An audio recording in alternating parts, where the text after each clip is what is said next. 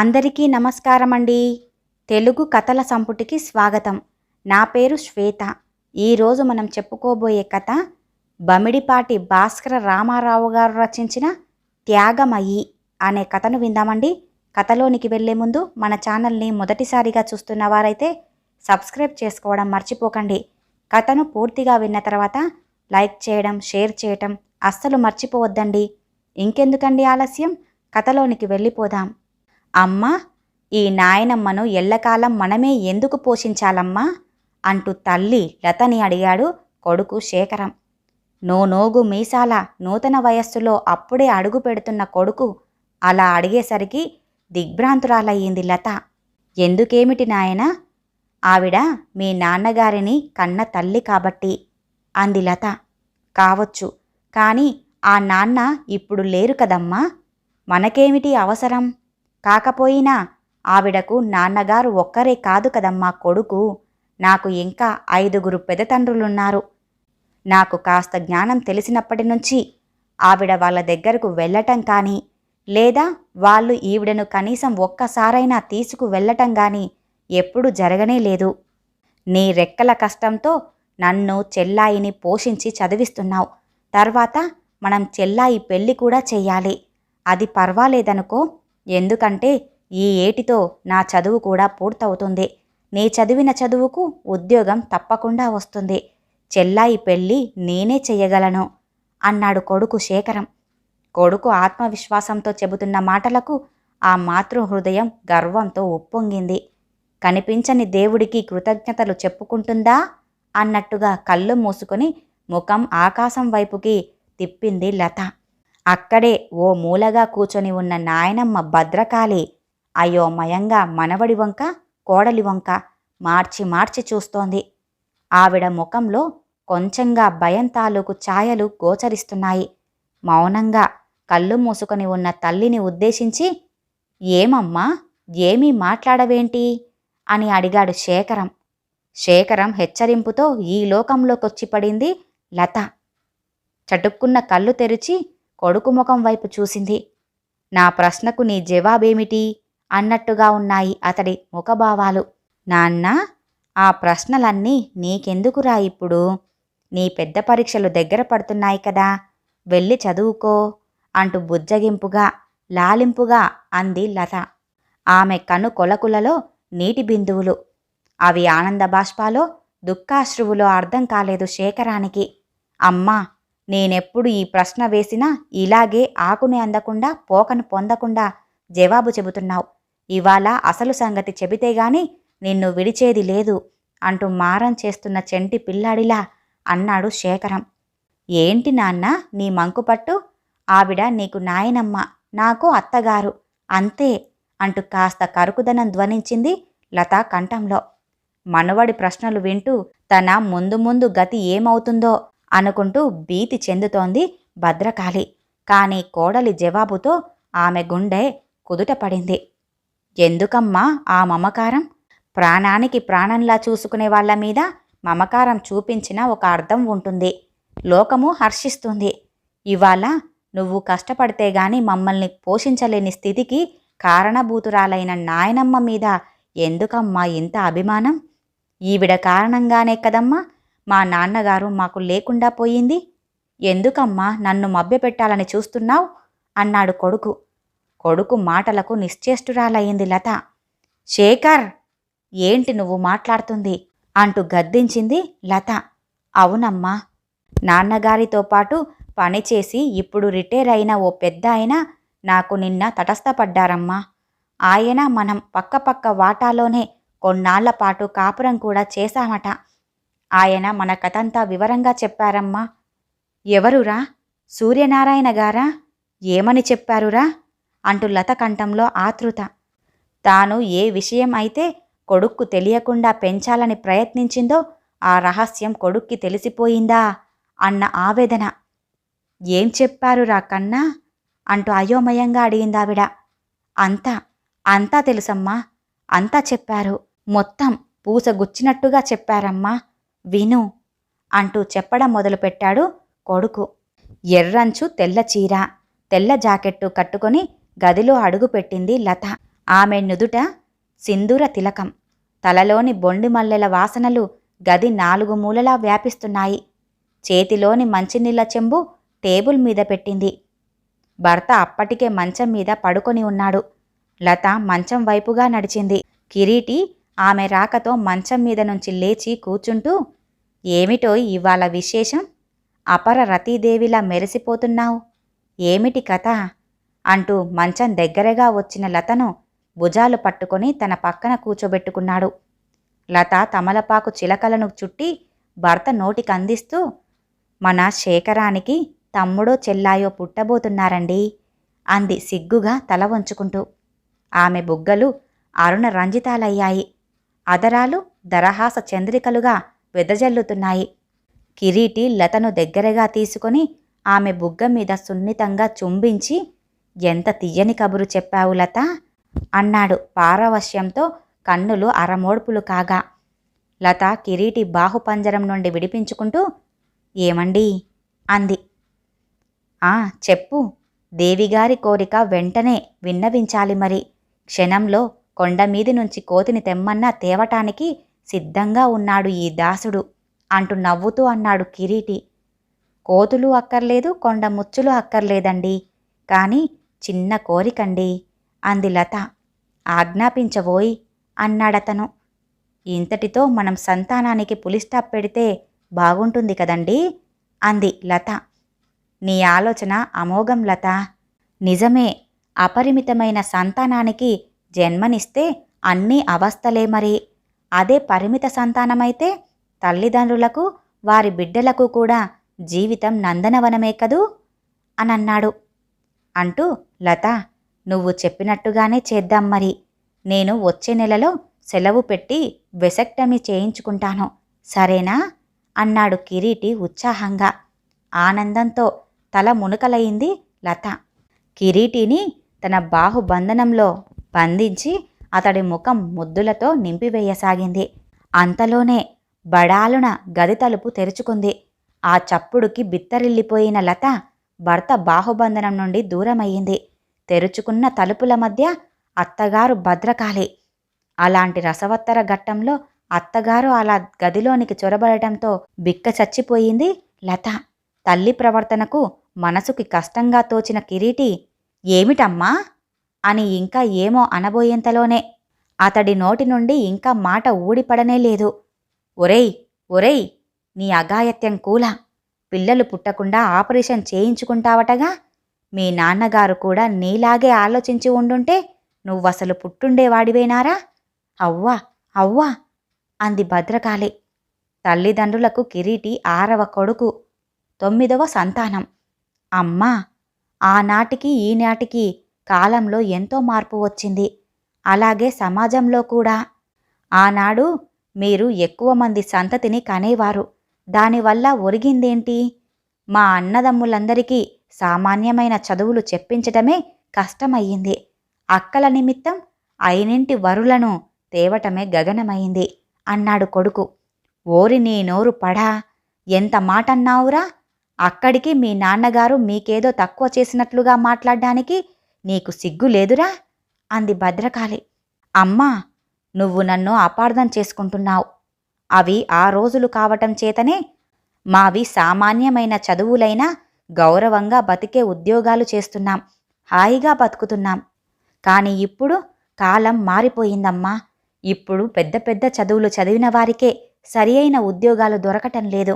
ఇక సామాన్యమైన చదువులే అయితే చెప్పేదేం ఉంది? మన ఆర్థిక స్థితిగతుల్ని బట్టి పరిమిత సంతానమైతేనే పిల్లల భవిష్యత్తుకు ఇబ్బంది లేని చదువులు చెప్పించగలుగుతాం. పైగా అమ్మా, ఆనాడు ఆడపిల్లలకు చదువుతో నిమిత్తం ఉండేది కాదు. మరి నేడో కనీసం గ్రాడ్యుయేట్ అయినా కాని పిల్లను ఏ వరుడు చేసుకోవటానికి ఇష్టపడటం లేదు, కనీసం చూడటానికి కూడా ఇష్టపడటం లేదు. అందుచేత నన్ను అర్థం చేసుకోవమ్మా అంటూ అర్థింపుగా అన్నాడు కిరీటి. నిన్ను నేను అర్థం చేసుకోవాలా? అయినా నిన్నని లాభమేమిటి? ఏదో చదువుకున్న పిల్ల కావాలని ఉబలాట పడ్డావు కదా అని నీ ఇష్టప్రకారమే పెళ్లి చేశాం అంటూ కోడలిని అనటం మొదలెట్టింది భద్రకాళి. పెళ్లి నాటికి లత 10వ తరగతి పాస్ అయింది. పెళ్ళయ్యాక ఇంటర్ కూడా ప్రైవేటుగా కట్టి పాస్ అయ్యింది. కానీ అత్తగారి పోరు అధికం కావటంతో చదువు అంతటితోనే ముగించవలసి వచ్చింది. అదేదో ఇంటరో పింటరో కూడా వెలగబెట్టిందిగా. నిన్ను కాదు, ఆ తిప్పుల బామ్మనే అనాలి మరి. ఒరేయ్ వాజమ్మ, అలా పెళ్ళం మాటలకల్లా తానా తందానా అనకూడదురా అంటూ తల్లి చెప్పిన మాటలకు, అమ్మా, ఇప్పుడు లత ఏం చేసిందని దానిమీద విరుచుకుపడుతున్నావు? ఎందుకు అన్నాడతను. అబ్బో సంబడం, లోకంలో వీడికొక్కడికే ఉందండి పెళ్ళాము. అరేయ్, నువ్వు దాన్ని అంత ఇదిగా చూస్తున్నావు కాబట్టే నిన్ను కూడా అంతే ఆడిస్తుందిరా అది. ఒరేయ్, ఇదిగో చెబుతున్నాను, ఆపరేషను గీపరేషను అన్నావంటే ఇక నువ్వు నన్ను ప్రాణంతో చూడవు, ఏమనుకుంటున్నావో అంటూ నిక్కచ్చిగా చెప్పేసింది ఆవిడ. అమ్మా, అఘాయిత్యం అనే మాటల వరకు ఎందుకు? నేనెందుకు చెబుతున్నానో కాస్త అర్థం చేసుకో అన్నాడు కొడుకు కిరీటి. ఒరేయ్, ఆపరేషన్ చేయించుకుంటానంటున్నావు, బాగానే ఉంది.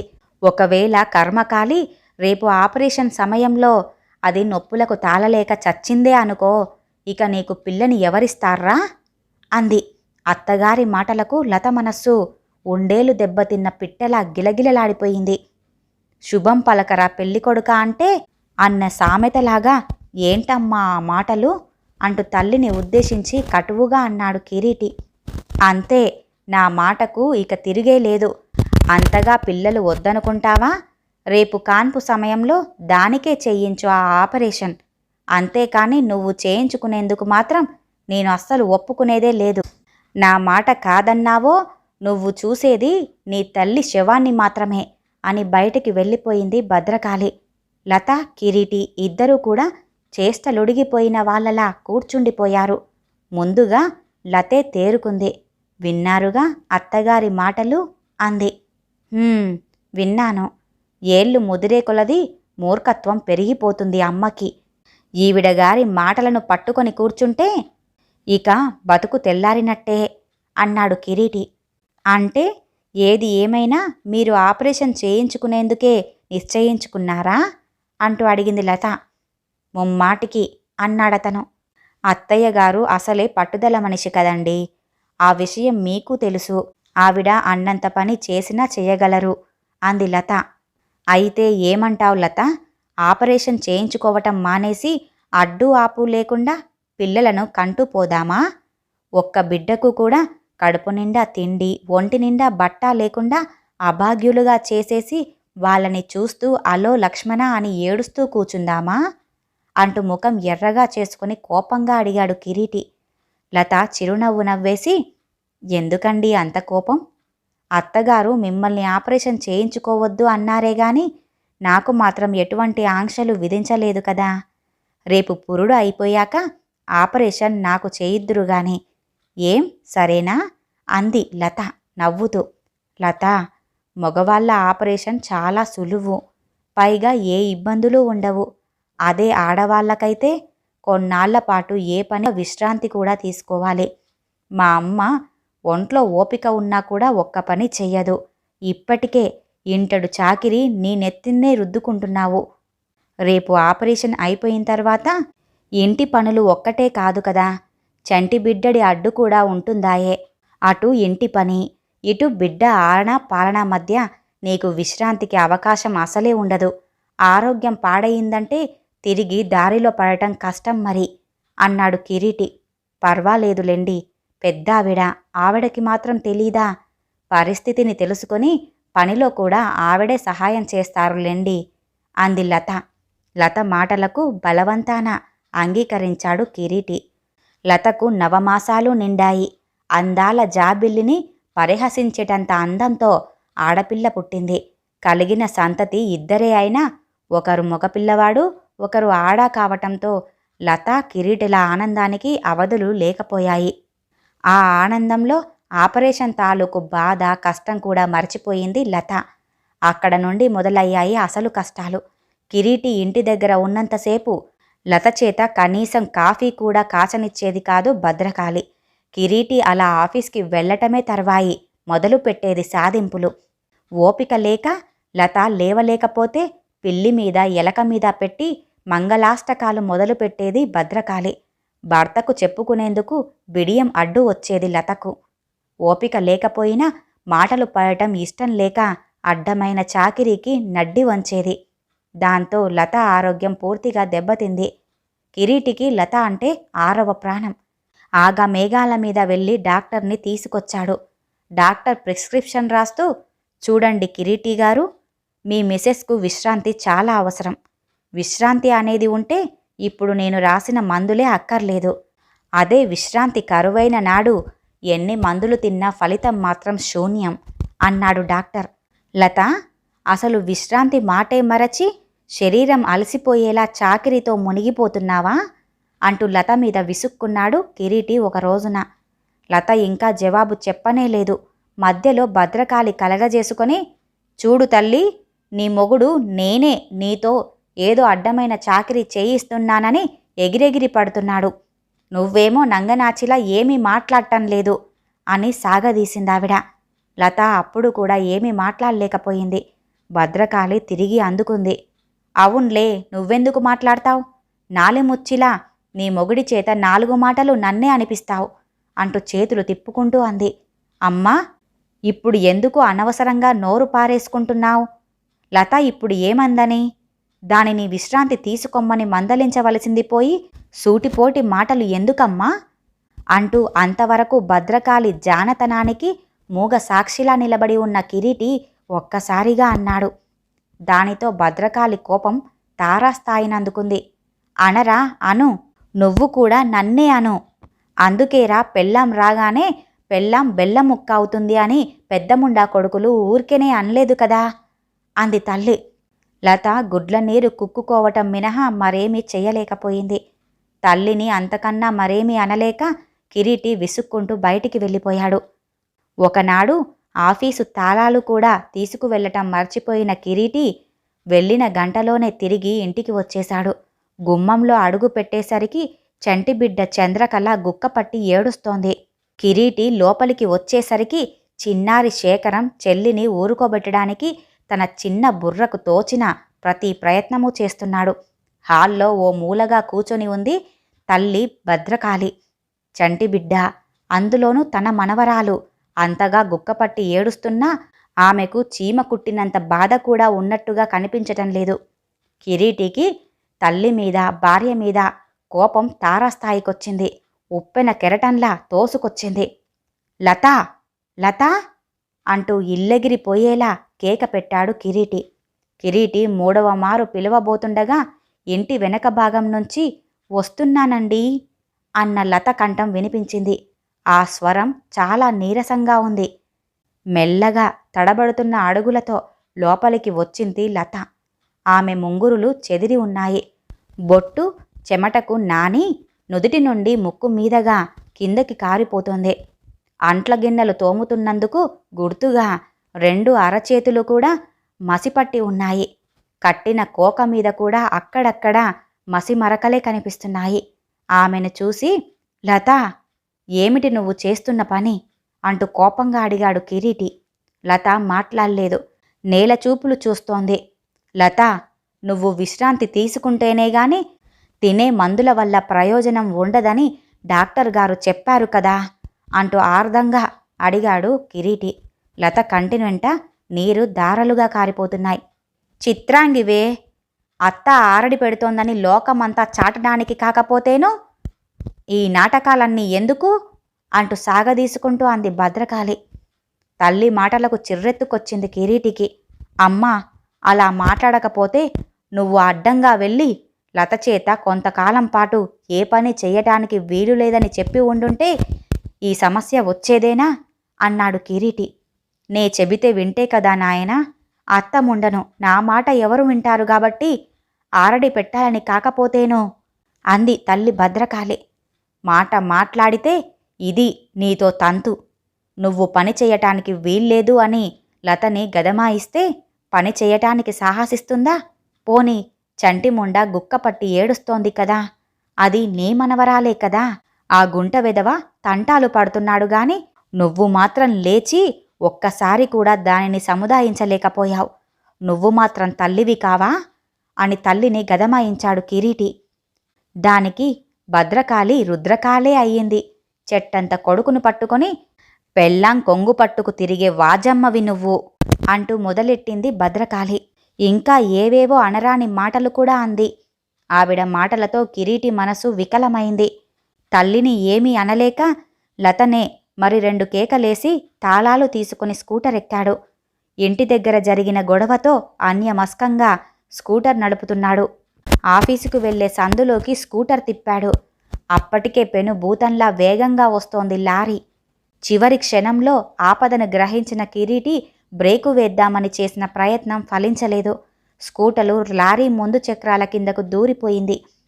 ఆఫీసు నుండి కిరీటి సహోద్యోగులు పంపిన వార్త అందుకొని ఆదరబాదరాగా హాస్పిటల్కు చేరుకుంది లత. ఆమెకు దక్కినది చివరి చూపు మాత్రమే. కిరీటి ఆమెకు ఏదో చెప్పాలని ప్రయత్నించాడు. కానీ నోట మాట రాలేదు. అతడి కళ్ళ వెంట కన్నీటి దారలు మాత్రమే రాలిపడ్డాయి. కర్మకాండలకు కిరీటి అన్నలు అక్కలు అందరూ వచ్చారు. అన్నీ సక్రమంగా పూర్తయి ఎవరి దారిన వారు వెళ్ళిపోయారు. దిక్కు దిబాసు లేని లతకే భద్రకాళి బరువును కూడా అప్పగించి వెళ్ళిపోయారు. తన భర్త బతికి ఉన్నప్పుడు తనను కాల్చుకు తిన్నది అత్తగారు.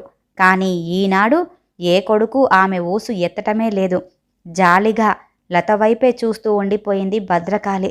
లత మనసు ఆర్ద్రమైంది. పూర్వం అత్తగారి అభీష్టానికి వ్యతిరేకంగా అయినా తాను చదివిన ఇంటర్మీడియట్ సర్టిఫికెట్ వెలుగుని తెస్తూ కనిపించని ఆ సమయంలో లత పాలిట వెలుగు రేఖగా మారింది. భర్త పనిచేసిన ఆఫీసులోనే ఆమెకు కూడా ఉద్యోగం దొరికింది. అమ్మా, ఆనాడు నీ గుండెని రాయి చేసుకొని ఉద్యోగంలో చేరబట్టే కదా నన్నీ స్థితికి తేగలిగావు. జీవితం అంతా బాధామయం చేసిన నాయనమ్మ మీద నీకెందుకమ్మా అంత జాలి అంటూ అడిగాడు శేఖరం. నాయనా, ప్రతి తల్లి తన కొడుకుని జీవితాంతము తన చెప్పు చేతుల్లోనే ఉండాలని కోరుకుంటుందిరా.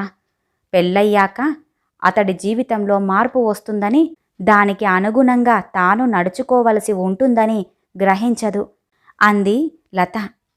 ఎందుకమ్మా, పెద్ద తండ్రులు ఎవ్వరూ మోయ సిద్ధపడని ఈ భారాన్ని మనమే ఎందుకు మోయాలి అంటూ అడిగాడు కొడుకు. ఆ భారం మీ నాన్నగారు మోశారు. అది నేను అందుకోవలసి వచ్చింది. ఇక ఆవిడ చివరి క్షణం వరకు నువ్వే మోయాలి అంటూ స్థిరంగా చెప్పింది లత. మనవడు మాట్లాడిన తీరుని విన్న భద్రకాళి అప్పటికే ఓ చేతి సంచిలో తన చీరలు 2 కుక్కుకొని ప్రయాణం అవటానికి సిద్ధమై అక్కడికి వచ్చేసింది. లత అది చూసి, అదేమిటత్తయ్యా అంటూ అడిగింది. అమ్మా లత, బ్రతికి ఉండి ఇన్నాళ్లుగా నిన్ను బాధలు పెట్టి నీ బ్రతుకుని బండలపాలు చేశాను. అయినా నువ్వు నన్నెప్పుడు పల్లెత్తు మాట కూడా అనలేదు. నీ కొడుకు ప్రాజ్ఞుడయ్యాడు. నువ్వు ఇక నుండి వాడి మాట ప్రకారం నడుచుకోవటం న్యాయం. నన్ను పోనివ్వు తల్లి అంది అత్తగారు. శేఖర్ పకపక నవ్వేసి, భలే నాయనమ్మ భలే, 60 ఏళ్లకు అక్కంబట్టు అటకెక్కాడట. అట్లుంది.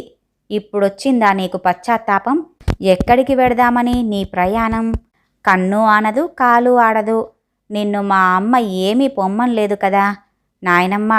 ఊరు నిన్ను పొమ్మనేదాకా ఓ మూల కూర్చొని కృష్ణారామ అని జపం చేసుకో. కనీసం ఈ వయసులో అయినా నువ్వు చేసిన పాపాలకు ప్రాయశ్చిత్తం ఏర్పడుతుంది అన్నాడు శేఖరం ఎగతాళిగా. తప్పు నాయనా, ఎన్ని అనుకున్నా ఆవిడ నీకు నాయనమ్మ అంది లత కొడుకుతో మందలింపుగా. ఈ కథ ఇంతటితో సమాప్తమండి. ఈ కథ గనుక మీకు నచ్చినట్లయితే లైక్ చేయండి, షేర్ చేయండి, అలాగే సబ్స్క్రైబ్ చేసుకుని మన ఛానల్ని ఎంకరేజ్ చేయండి. అలాగే మీ యొక్క విలువైన అభిప్రాయాలను కూడా కామెంట్ రూపంలో తెలియజేయండి. ఇంత మంచి కథను మనకు అందజేసిన బమిడిపాటి భాస్కర రామారావు గారికి ధన్యవాదాలు తెలియజేసుకుంటున్నానండి. మరొక మంచి కథతో మళ్ళీ కలుద్దామండి. నమస్కారం.